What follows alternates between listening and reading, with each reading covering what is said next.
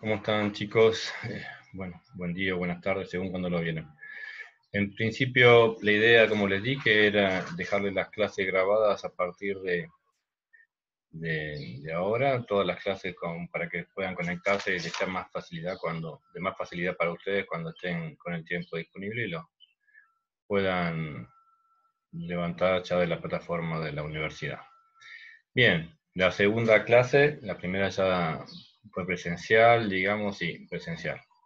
Fue en directo, digamos, y tuvimos muy poca participación, pero quedó el material en el sitio de la cátedra, dentro de la plataforma de la universidad. Y bueno, y esta ya viene a ser ya sobre la introducción de lo que vimos en la primera clase. Ya directamente comenzamos con lo que es la producción y los productos agropecuarios. En principio, por su importancia relativa en cuanto a la actividad, el tamaño de la actividad y de los negocios agropecuarios que se tienen lugar, digamos, en la región, en el noreste específicamente, nos vamos a abocar, digamos, a lo que es la ganadería bovina y vamos a explicar paso a paso, digamos, todo lo que es la producción bovina y dentro o sea, abarcando lo que es la producción bovina, todo lo que es la cadena cárnica. Es decir, tenemos que la producción bovina la podemos diferenciar en producción cárnica o producción de leche. En principio nos vamos a orientar hacia la producción cárnica, ¿sí? Y vamos a desglosar todo, digamos, la cadena productiva, la cadena cárnica bovina productiva, ¿no? Y cuando decimos cadena es porque esta cadena está compuesta por diferentes eslabones.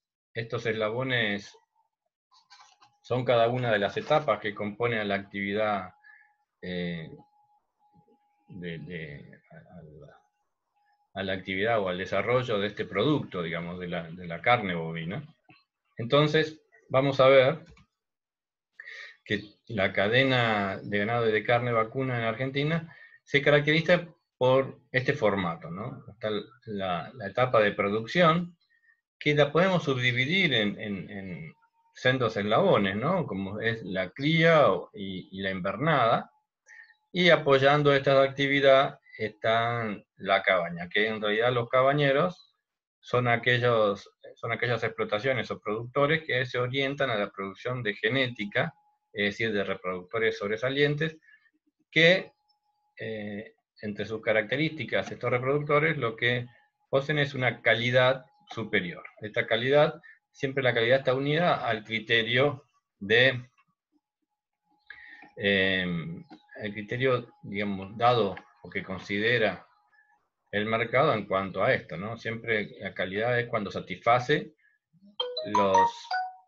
El criterio de calidad es cuando el producto satisface las exigencias de la demanda. En el caso de un animal, en el caso de un bovino, esas exigencias están dadas por parte de los productores en cuanto a velocidad de crecimiento, en cuanto a sanidad, a rusticidad, a fertilidad, y en cuanto a los consumidores, a la calidad de carne, ¿no es cierto? La terneza, la cantidad de grasa que pueda tener, digamos, y bueno, a partir de estos criterios entonces es que se confeccionan reproductores que son utilizados por los productores después, ¿no es cierto? Para tener mejor acceso al mercado, o sea, poder darle mejor rentabilidad al negocio y poder vender más fácil. Bien, entonces, pero después vamos a desglosar lo que son los criadores y los invernadores, pero en principio esta sería parte de los primeros eslabones. Después viene la comercialización de Hacienda, que son las consignatarios básicamente, que es un servicio que se presta, digamos, para poder darle acceso al productor a los mercados, ¿sí? Siempre estamos hablando en esta etapa de animales vivos o en pie, ¿sí? O sea que los consignatarios son los que se encargan de hacer el vínculo entre la oferta de los productores y la demanda de la industria.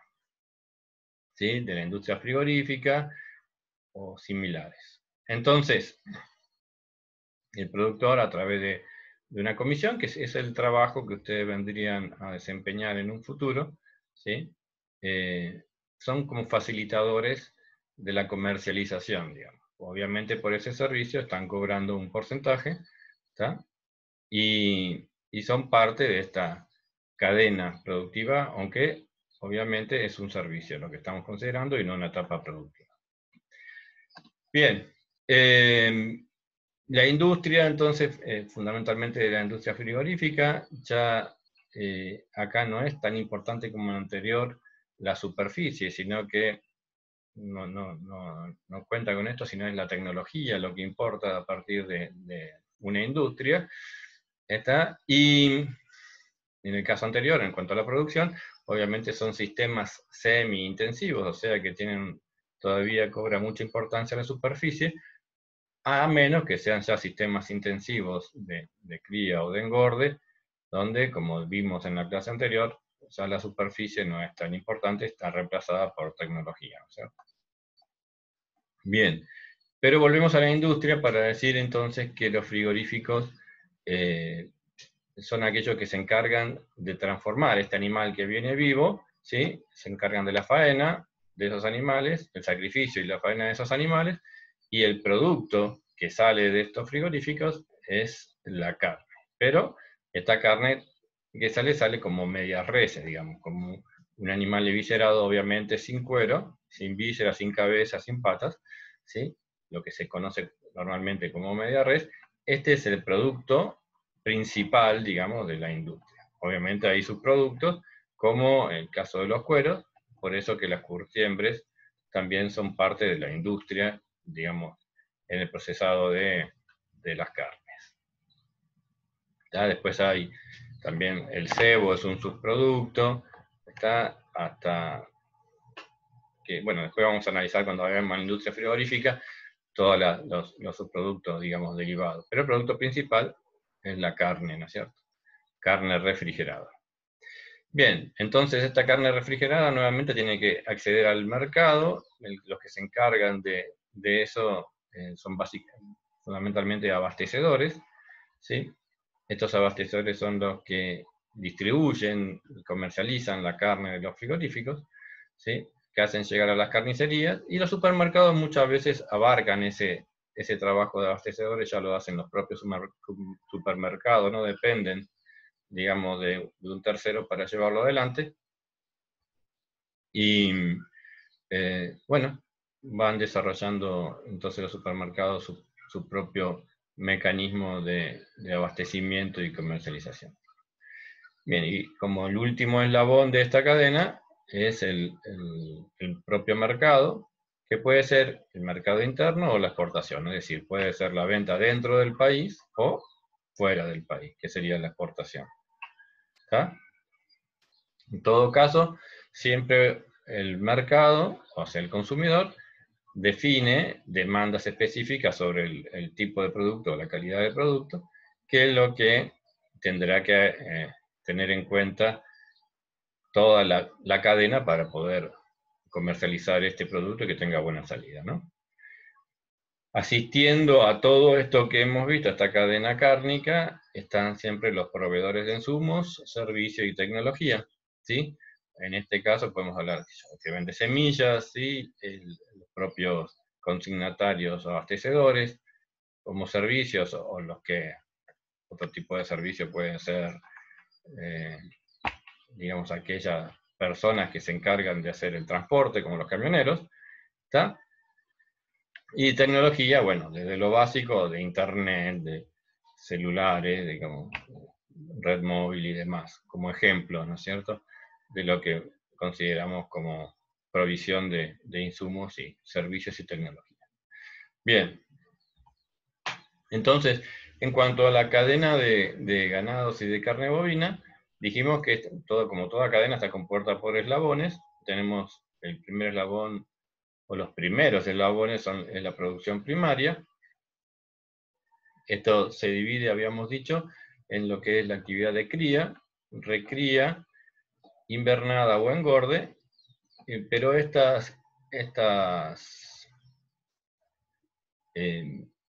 para que ustedes lo entiendan, estos procesos de producción, ¿sí? Pueden darse como especializaciones cada uno de ellos, o sea, una especialización en cría, en recría o en engorde, ¿está? Pero también pueden abarcar un mismo productor, puede abarcar dos o más de estos procesos, o sea, se llama ciclo completo cuando el productor hace los tres procesos, ¿no? Entonces, a eso se llama ciclo completo, pero también hay criadores que hacen la recría o una parte de la recría, es decir, la cría es la etapa de producción del ternero, ¿sí? O sea, ustedes saben que el proceso productivo se inicia con la reproducción del bovino, ¿sí? Para eso hace falta obviamente vacas y toros. El objetivo de la cría es lograr un ternero por vaca por año, ese es el objetivo. Y lo que se comercializa como producto principal de la cría es un ternero destetado, es decir, un ternero de por lo menos de aproximadamente, normalmente entre 6 y 8 meses, puede ser un poco más chico, puede ser un poco más grande, pero aproximadamente entre 6 y 8 meses, con un peso relativo entre 150 y 200 kilos, está normalmente un macho castrado, digamos, ¿sí? O algunas hembritas también puede ser, pero normalmente son machos castrados, que se llaman novillo, novillito, ¿está? Y eh, bueno, y eso es lo que se comercializa principalmente como producto principal. Después hay subproductos que vamos a analizar cuando veamos detenidamente el proceso de cría, ¿está? La recría es todo el proceso, digamos, de crecimiento del animal hasta que alcanza la pubertad aproximadamente, ¿sí? Hasta que se detiene el crecimiento rápido, que es esa etapa, digamos, se produce hasta el momento que llega la pubertad. Después vamos a analizar por qué, pero aproximadamente eso va a depender, porque la pubertad depende más del peso que de la edad del animal, digamos, ¿no? Entonces, pero eso puede variar entre el año o los 2 años de un animal, digamos, de edad. ¿Tá? Es decir, que se desteta con 6 y la recría puede durar entre 6 meses y un año y medio. Y después viene el proceso de invernado, de engorde, que es ya lo que se conoce como terminación del animal, y en realidad el engorde es cuando uno le da la cantidad de grasa que requiere el mercado. El mercado quiere una cantidad de gordura en el animal. Bueno, el proceso de engorde consiste en eso, ¿no? En generar el tejido adiposo necesario para que el mercado acepte ese animal. Cuando un animal es demasiado flaco o magro, al mercado no le interesa, entonces lo que se busca es tener una cantidad ajustada de grasa, ¿no es cierto? No un exceso de grasa, porque tampoco le conviene al mercado, ni le gusta el mercado y no le conviene al carnicero, ¿no? Porque eso, el cebo termina siendo desperdicio, el exceso de grasa. Entonces, lo que se busca es, obviamente, esto. Entonces, pero estos procesos se miden su eficiencia por la productividad. El criterio para medir productividad y que nos permite evaluar la eficiencia de un productor también, es básicamente la cantidad o la producción del producto principal, que es carne, ¿sí? Carne de un animal en pie, o sea, kilos vivos, se definen como kilos vivos, ¿está? Por unidad de tiempo y de superficie. Como dijimos que en este tipo de la ganadería pastoril, la superficie todavía es importante, entonces la eficiencia se mide por unidad de superficie, que sería la hectárea, y por año, ¿no? Que es el año productivo o el ciclo anual, digamos. Entonces, tenemos la cantidad de kilos por hectárea y por año como una medida de eficiencia para poder evaluar la capacidad gerencial de cada productor, digamos, y lo bien o lo mal que se hacen las cosas, o las limitantes, de última, de los recursos de cada zona, ¿no? Porque por ahí hay zonas que son mucho más benignas en la dotación de recursos, o sea, de pasto y un tiempo más benigno, obviamente los animales en mejores condiciones son capaces de ganar más, ¿no? Y si estamos en un desierto, obviamente eso va a perjudicar la productividad, ¿no? Entonces, también nos permite evaluar las características de la zona, ¿no? O la dureza o la complejidad productiva de una zona. Entonces,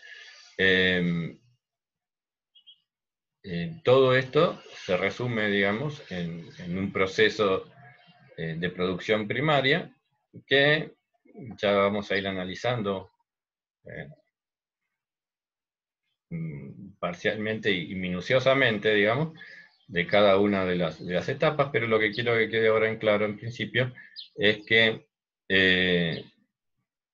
estas actividades pueden darse como producciones independientes, digamos, a la cría independiente de la recría e independiente de la invernada. Puede ser que el productor realice dos o más de estas actividades en su propio establecimiento, digamos, o en establecimientos de su propiedad.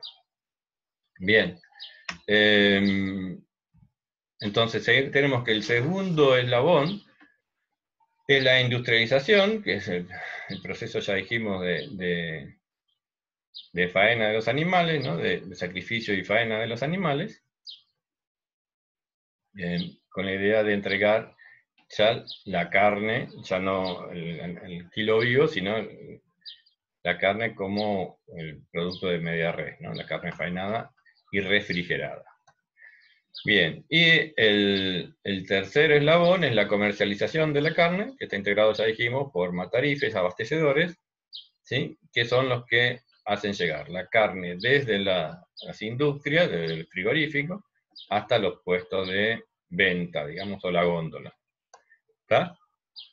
Bien, eso es básicamente el proceso de carne. Vamos a hablar ahora ya más en extenso y en particular de lo que es el primer eslabón de la cadena cárnica, que es la cría. ¿Sí? Y como dice acá, es una de las actividades menos rentables. ¿Sí? En realidad, por esa razón es que la cría se da en los lugares donde los pastos o las condiciones productivas son más difíciles, ¿sí? Más complejas. Y bueno, entonces lo que tiene la vaca o la capacidad de la vaca es la de transformar un pasto de baja calidad en un producto de altísima calidad como es la leche, ¿sí? O sea, no se olviden que después del parto sobreviene la lactancia y eso es lo que permite crecer al ternero, que va a ser comercializado justo cuando deje de tomar la leche de la madre. Entonces, la capacidad de la vaca es justamente la de transformar esos recursos en uno valioso. Y ya dijimos que fundamentalmente el objetivo está vinculado, ¿sí? a generar un ternero por vaca y por año. Bueno, para generar un ternero por vaca y por año, déjenme,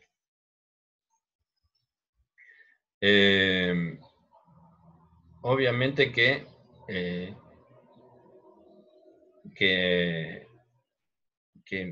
para hacer esto, ¿por qué decimos un año? ¿No? ¿Por qué decimos que en 365 días debemos destetar un ternero de 150 a 180 kilos? ¿No? Porque en realidad, fíjense ustedes que se toman 365 días porque es la gestación de la vaca, ¿sí? Abarca aproximadamente 9 meses y medio, ¿sí? 283 días aproximadamente, ¿sí? Y luego, ¿sí? De la gestación viene un periodo de reacomodamiento de los órganos sexuales de la vaca, básicamente y fundamentalmente del útero, ya de un animal que está en lactancia, ¿no? Pero que reproductivamente su aparato reproductivo está descansando. Ese tiempo de descanso que reproductivo que tiene la vaca no debería durar más de 45 a 60 días, eso es lo que debería durar, se llama anestro fisiológico, y bien, esto, cuando concluye ese periodo, la vaca comienza nuevamente a ciclar, es decir, a liberar óvulos, ¿está? Que para este entonces ya los machos, o sea, los toros, ya deberían estar en conjunto con esto, con los vientres, con las vacas, ¿sí? De modo tal que este ciclo reproductivo de la vaca, o sea, la formación de la liberación de este óvulo, formación y liberación del óvulo, dura aproximadamente 21 días, ¿sí? Más o menos 5 días. Entonces, o más o menos 3 días, según el autor. Pero la cuestión es que en el término, entonces, promedio de 21 días, la vaca repite un ciclo, un celo, lo que se llama el celo. Cuando la vaca es cubierta por un toro con éxito, digamos, o sea, con capacidad fecundante, ¿sí? Esa vaca va a quedar preñada. Si ustedes suman entonces todo esto, este lapso de tiempo, los 285 días, más los 60 días, más los 20 días, resulta ser que el periodo reproductivo para que la vaca vuelva a gestar un ternero, ¿sí? Es entonces de 1 año. Bien. Ahora, el sistema, digamos, de la cría básicamente está formado, como dijimos, por dos tipos de animales.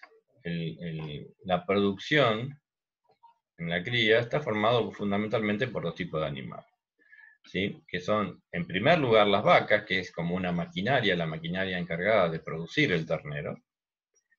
El toro, que es el que va a permitir que esa vaca sea capaz de fertilizar ese óvulo, digamos, y llevar adelante la gestación.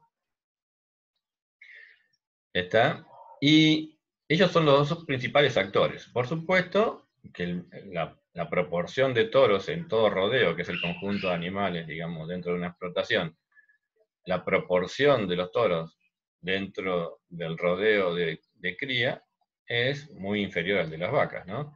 Se utiliza entre un 3 y un 5% de toros, es decir, un productor suele tener entre 3 y 5 toros cada 100 vacas. Bien. El proceso o el ciclo de producción hace que la vaca, a los 285 días, como dijimos, después del servicio, pare, ¿cierto? Ahora, las vacas tienen una vida útil, y esa vida útil tiene que ver más con el desgaste de esa vaca. Ese desgaste se mide fundamentalmente en el desgaste de los dientes. ¿Por qué? Porque la vaca precisa, para poder consumir, tener dientes para poder abastecerse del pasto, del forraje. Entonces, y con el tiempo de tanto usar esos dientes, obviamente, se van desgastando, al punto que cuando el desgaste es muy, muy alto, ya se le complica la tarea de alimentarse a la vaca, ¿sí? Y no puede nutrirse lo suficientemente bien para llevar adelante todo el proceso reproductivo, ¿no? De la gestación y la posterior lactación, o sea, alimentación del ternero con leche. Entonces, este animal ya o no va a poder criar un ternero, o sea, preñarse, o no va a poder llevar adelante la gestación, o no va a poder llevar adelante una buena lactación, y con eso va a tener un ternero débil o de mala calidad, ¿sí? O desnutrido. Entonces, por eso es que la vida útil tiene que ver con la dentición de las vacas, y normalmente estamos en torno de los 10 años de vida para una vaca. Es en términos generales lo que dura la vida útil de la vaca. Esto va a depender obviamente del tipo de pasto y del suelo. Digamos, en lugares arenosos el desgaste es mayor, ¿sí? Y y obviamente que si los pastos son más tiernos, el desgaste es menor. Si son pastos muy duros, el desgaste de los dientes será mayor. Entonces, también, por otro lado, tiene que ver con el tipo de vegetación o la zona donde están los animales. Entonces, pero con esto, lo que quiero decirles, más allá de comentarles este evento, es que hay vacas que terminan su vida útil y tienen que ser comercializadas, ¿cierto? Entonces, porque ya no sirven más y no las vamos a tirar ni a sacrificar. Entonces, estas vacas que ya no son productivas, o porque se lastiman, o porque son viejas, o porque son infértiles, estas vacas se destinan a la venta para carnicería, ¿sí?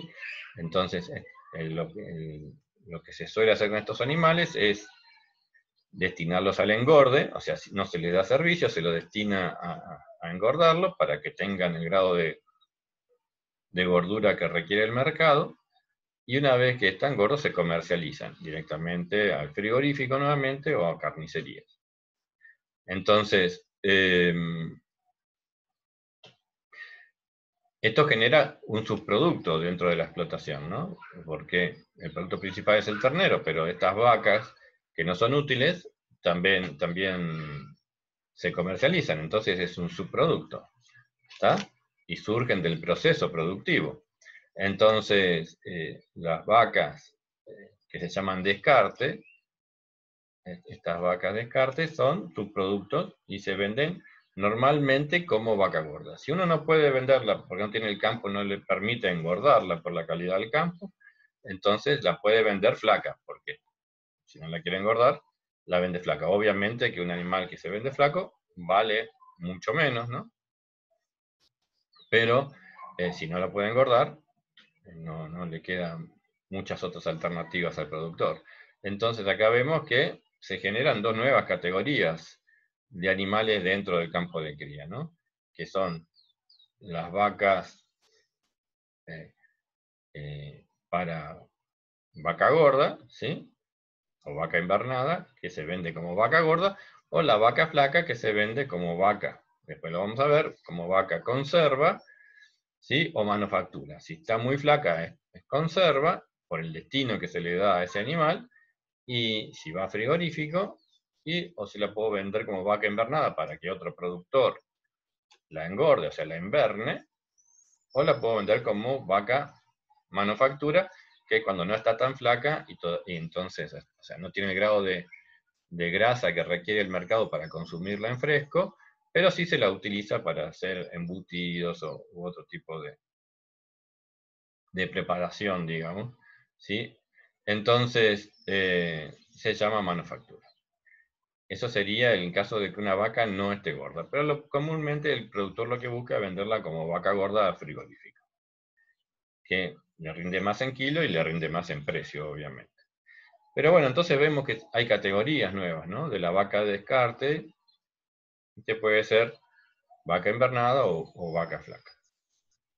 También lo mismo pasa con el toro. Los toros cuando son viejos también se comercializan, es otro subproducto como toro refugo, digamos, ¿está?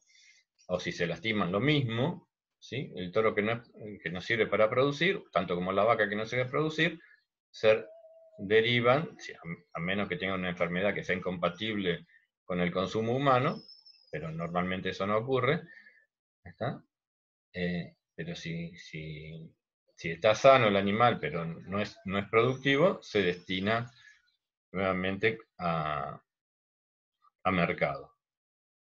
Bien, y después, como las vacas hay que reponerlas, porque dijimos que se envejecen, también hay que reponerla ¿con qué? Con nuevas hembras. Estas hembras son normalmente las crías hembras, las terneras, que en vez de comercializarse, ¿sí? Por eso decíamos que se comercializa el macho castrado, ¿no? O el novillo, el destete macho, ¿está? Porque estas hembras normalmente quedan en establecimiento para la reposición de los vientrios de las hembras que vamos vendiendo o que van envejeciendo, ¿sí?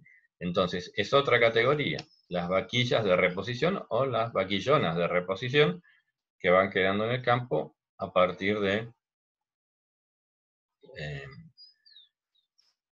del trabajo de recría que se hace en el campo, ¿sí? Para que éstas se desarrollen y reemplacen en el tiempo, que después lo vamos a ver bien, a las hembras, a los vientres productivos, ¿no?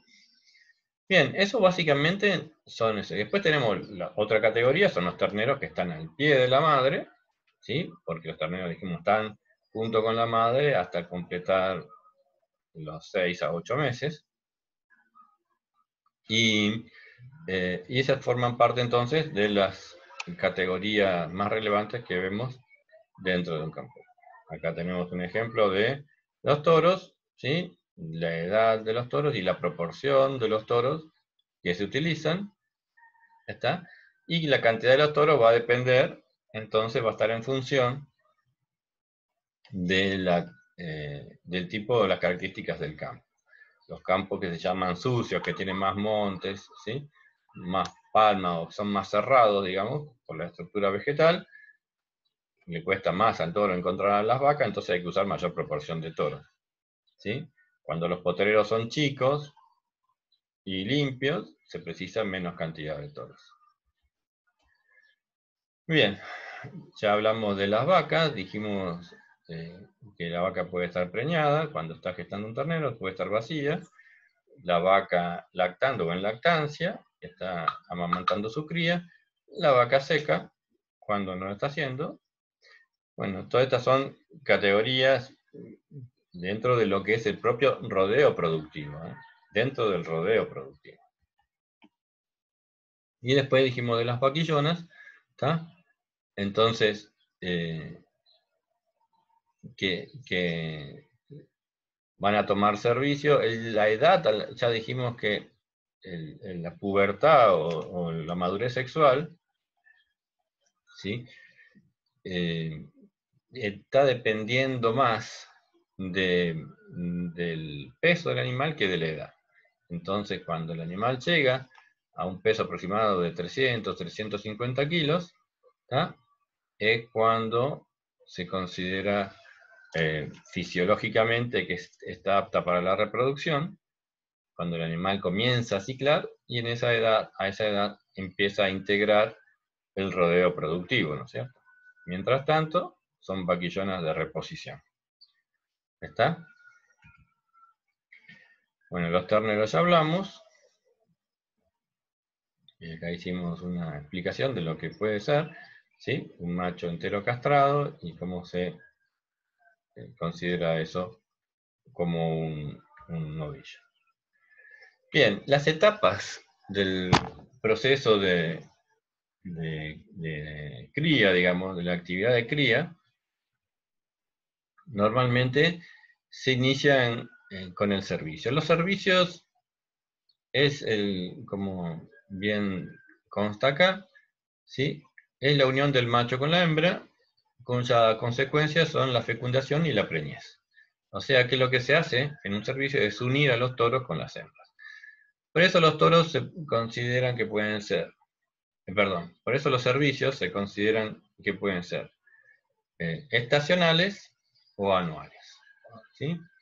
Un servicio continuo sería un servicio anual, un servicio que todo el año los toros están con las vacas, y un servicio estacionado es cuando se delimita el tiempo o el periodo que los toros van a estar con las hembras, ¿sí? Y esto es para ordenar productivamente el rodeo. Yo no quiero abundar en muchos datos técnicos con ustedes, pero lo ideal es que el servicio sea estacionado, que este estacionamiento de servicio sea siempre en primavera, pero no en primavera calendario, sino en primavera real. Y para que haya una primavera real, más allá de la temperatura, siempre hace falta humedad. Entonces, normalmente, la primavera inicia con las lluvias, ¿sí? Entonces, se considera primavera a partir del momento que comienza a llover. Entonces, cada región tendrá su época de servicio en función de la época de las lluvias. Entonces, si ustedes en el este de Formosa, obviamente este año no, es muy atípico, pero normalmente en el este de Formosa comienza a llover antes que en el oeste, que en la zona de, por ejemplo, de Lomitas, ¿no? O de Laguna Yema. Entonces, y cuánto llueve, y acá en el este contra el río puede empezar a llover en septiembre, fines de septiembre, principios de octubre, y en el centro lloverá en noviembre, ¿sí? Porque se atrasa un mes más, y en la zona de Lomitas, por ahí ya tenemos en diciembre recién, que vamos a contar con las lluvias. Entonces, las épocas de servicio se van postergando, pero siempre duran aproximadamente 3 meses, y estos 3 meses se debe a que la hembra tiene una capacidad de concepción del 60%, o sea que por cada servicio, cada 100 vacas que toman servicio o que reciben el servicio del toro, 60 aproximadamente quedan preñadas, ¿no? Entonces se considera que de ese remanente que sigue vacío, a los 21 días vuelve a tomar servicio, ¿sí?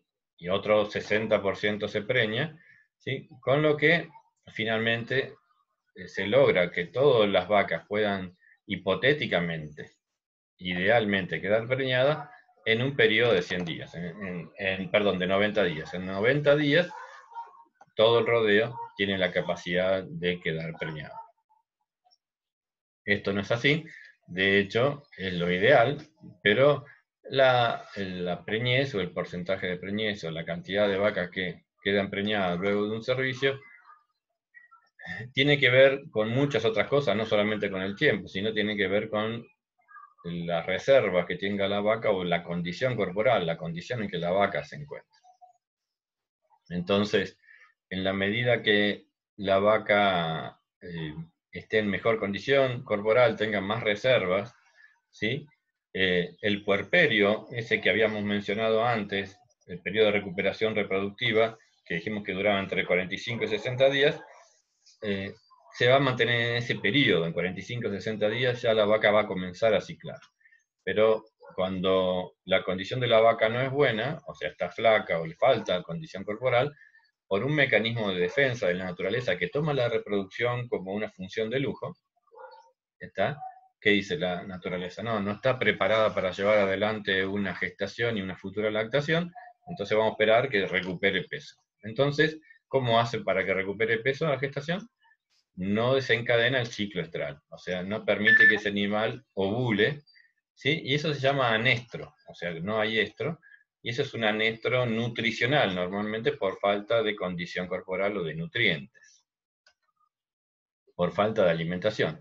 Entonces, cuando un animal no está bien nutrido, no se preña, o sea, no se alza, por ende no se preña, y por esa razón, nunca los servicios son lo ideal, o nunca están en el 100% o en el 90 y pico por ciento, que sería lo ideal, ¿está? Sino que distan mucho de eso, y normalmente un campo bien trabajado en la región está en torno del 85% de preñez, ¿sí? Uno bien aceptable está en torno del 70-75% de preñez, y después un campo ya normal, digamos, está en torno del 60-65% de preñez, ¿sí? Esto nos dice cuál es la problemática también relacionada con el proceso de nutrición y de manejo de los campos. Pero bueno, idealmente entonces el servicio debería ser en primavera, y lo importante para ustedes de que el servicio sea en primavera es saber cuándo van a nacer los terneros, ¿está? Entonces, si el servicio es de primavera y son 9 meses y medio, dependiendo de la zona en la que ustedes estén trabajando y de dónde quieren ir a buscar los terneros, o de dónde se quieren interesar para saber en qué periodo es la zafra, digamos, de producción de terneros, fíjense ustedes que pueden tomar 10 meses más, ¿sí? A partir del momento que inició el servicio, pueden considerar 10-12 meses más, ese sería el periodo de servicio. Entonces, fíjense que los nacimientos van a estar, ¿sí? Todavía el periodo de nacimiento va a estar, si el servicio de primavera, entre fines de invierno y primavera. ¿Está? O entre invierno y primavera, mejor dicho. ¿Está? Eso es dependiendo siempre, si fue de primavera real, primavera calendario, va a estar entre invierno calendario y primavera. Ahora, fíjense ustedes, ¿sí? Que el producto que se comercializa ya tiene 6 a 8 meses. Entonces, ¿cuándo se realiza el destete? ¿O cuándo el producto principal de la actividad cría va a estar disponible para la venta? ¿Sí? Si tomamos que, en términos generales, los servicios se dan en septiembre, por así decir, las apariciones, perdón, se dan en septiembre, yo tomo 6 a 8 meses más, ¿sí? Estoy considerando que en marzo, abril, estaría realizándose el destete, ¿sí? Y por ende, en ese momento,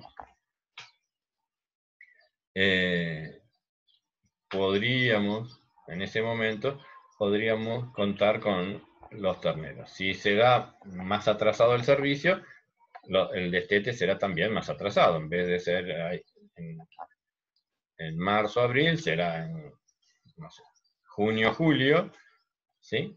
Pero lo importante es que ustedes, sabiendo esto, pueden estimar cuál es el momento, digamos, en que se libera el grueso de la zafra de terneros al mercado para poder sacar sus conjeturas y su estrategia de comercialización, ¿no es cierto? Entonces, saber dónde ir a buscar y cuándo van a contar, y saber que cuando siempre la oferta es más grande, normalmente los precios suelen caer un poco. Bien, esto es siguiendo con lo que es el servicio continuo, el servicio restringido o estacionado. ¿Está? Puede haber también dos servicios, o sea, en más de una época al año. A veces se utiliza un servicio de primavera y otro de otoño o de invierno, que no es tan eficiente. Eso es parte del manejo, pero no hace, o sea, es solamente para aprovechar a aquellos animales que no se preñaron. Tiene sus complicaciones, pero no viene al caso citarlo, pero sí, puede ser, y es de hecho a veces se usa en algunas categorías, no en todas, como por ejemplo en la vaquillona de primer servicio, se usa el servicio de otoño. Pero después en todo caso lo comentamos con más detenimiento. Bien, la preñez, bueno, ya habíamos hablado, ¿sí?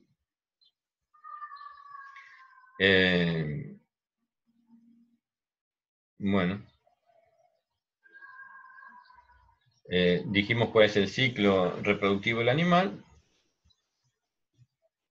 Entonces, esto, lo que ven acá es aproximadamente lo que comentamos sobre el ciclo reproductivo y por qué se habla de un ternero por vaca por año, ¿sí?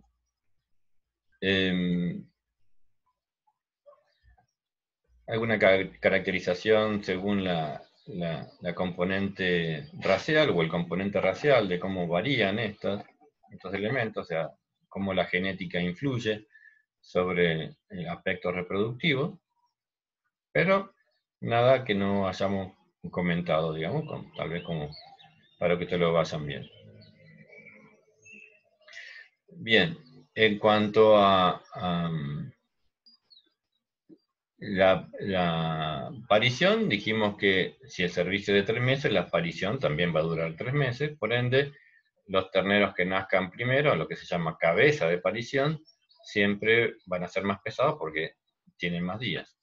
Y acá vale la pena citar y explicarles algo, ¿no?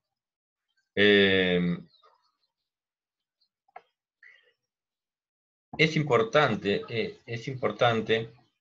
que sepan que un ternero nace aproximadamente pesando unos 30 a 35 kilos. En promedio, unos 30 kilos pesa un ternero al nacimiento. Y después, durante su vida al pie de la madre, durante la lactancia, digamos, su vida de lactante, ¿sí? Que dijimos que dura entre 6 y 8 meses, como términos generales, o en términos generales, el ternero, si la vaca está bien alimentada, ¿no es cierto? El ternero aumenta por día, gana peso por día, gana alrededor de 700 gramos por día, al pie de la madre.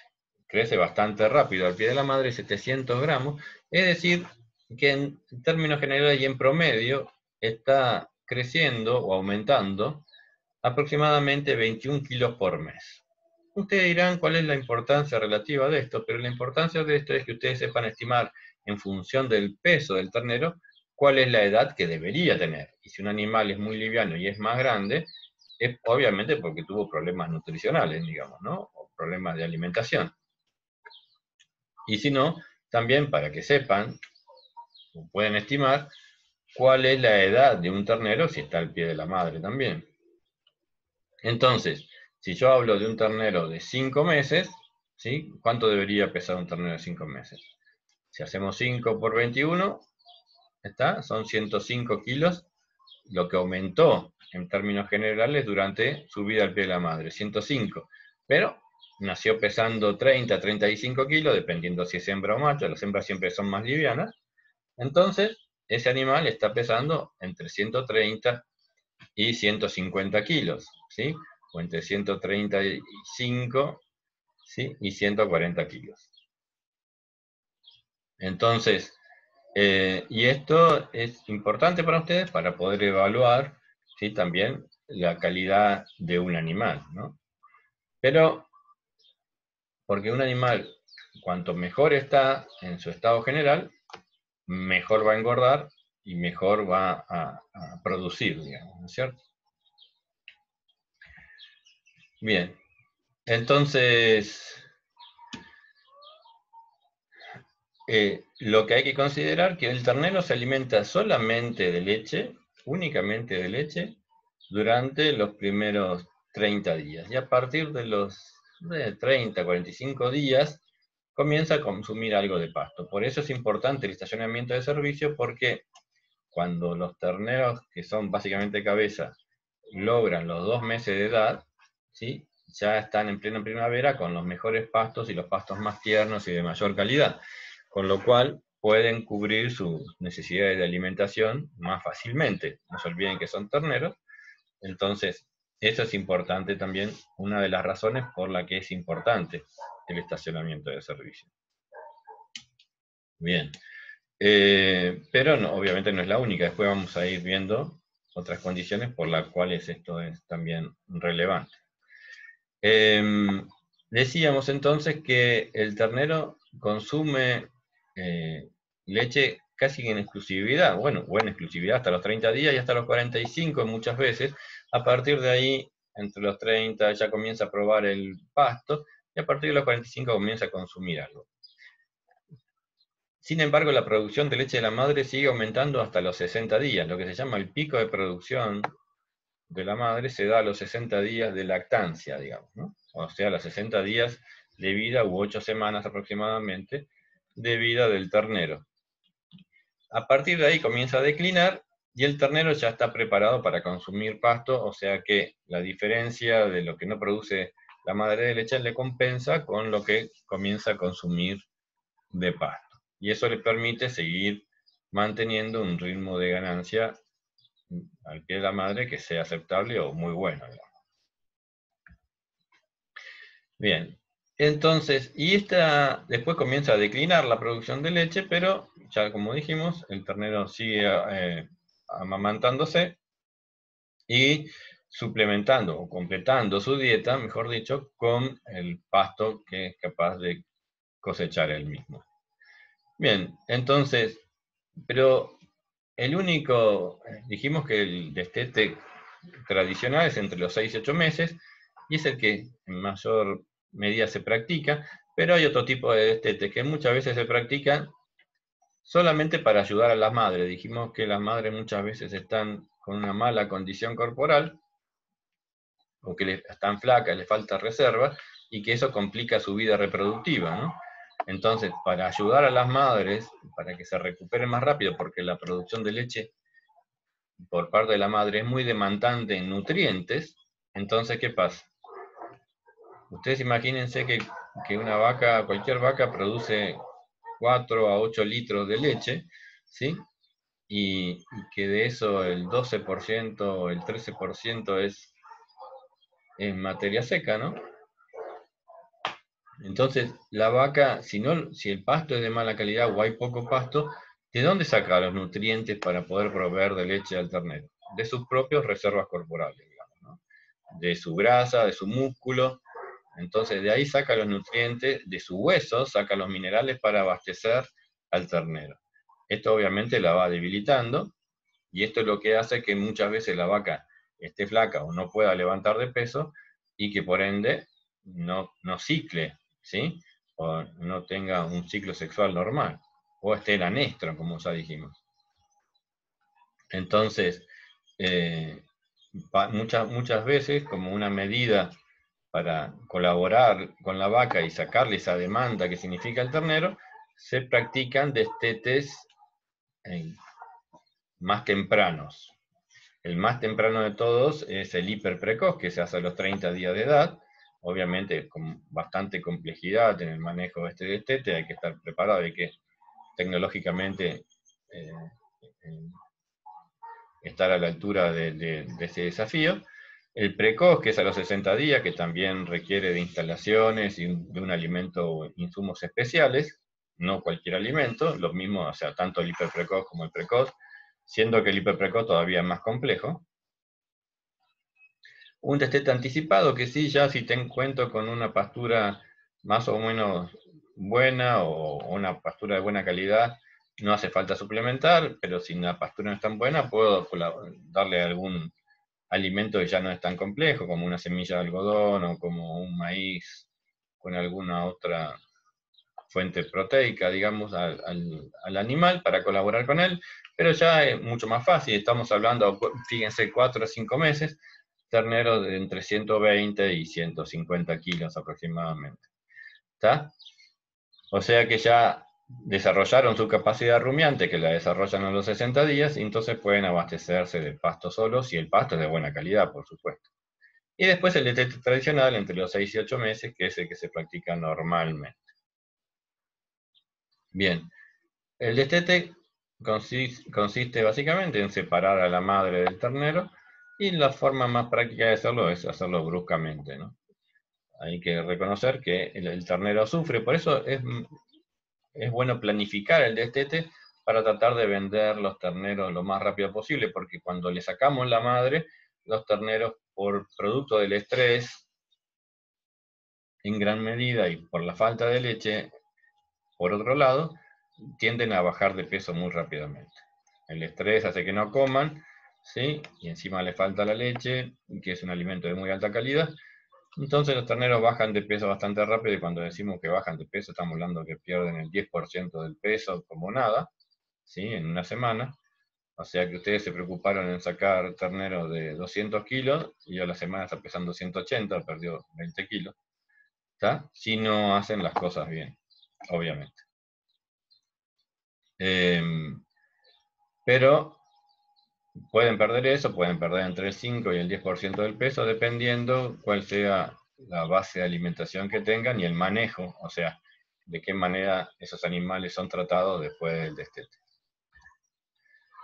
Bueno, por hoy vamos a dejar acá, y les agradezco a todos y espero que les haya sido de utilidad.